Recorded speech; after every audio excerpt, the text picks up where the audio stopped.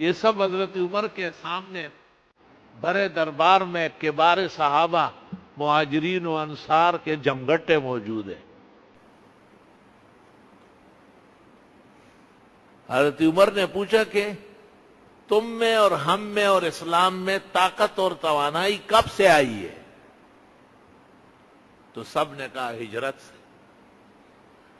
تو آپ نے کہا پھر ہجری ہمارا سال ہے، جس سال سے پیغمبر صلی اللہ علیہ وسلم نے اور صحابہ نے مکہ مکرمہ سے مدینہ منورہ ہجرت فرمائی،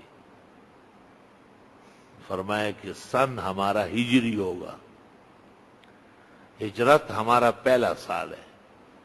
حالانکہ اس سے پہلے 13 سال نبوت کے اور 40 سال پیغمبر اسلام کی زندگی کے مزید 53 سال گزر چکے ہیں، صرف 10 سال 63 کے باقی ہے۔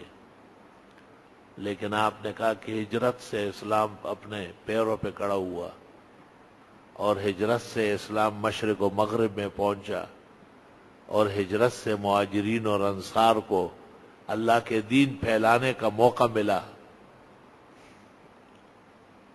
پھر آپ کی خدمت میں بہت مہینے تھے۔ رمضان شریف کا مہینہ کم محترم ہے، شہر رمضان الذی انزل فیہ القرآن۔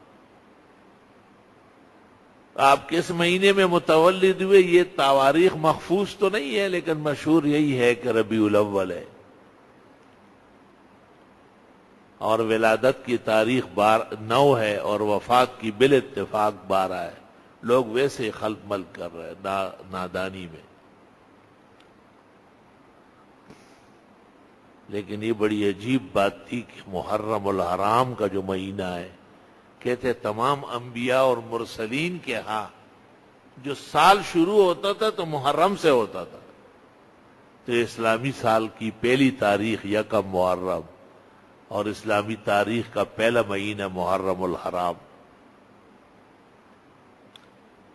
اس لیے حج جو 5واں رکن ہے اور زندگی میں ایک مرتبہ فرض ہے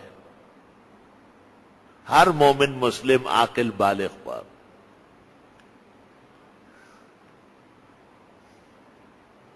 یہ حج رکن خامس 5واں رکن، اس کو 12ویں مہینے میں رکھا گیا، ذی الحجہ، وہ اسلام کا 12واں مہینہ ہے، اور ذیقعد 11واں ہے، اور شوال 10واں ہے، اور رمضان 9واں ہے، اور محرم الحرام یہ پہلا مہینہ ہے۔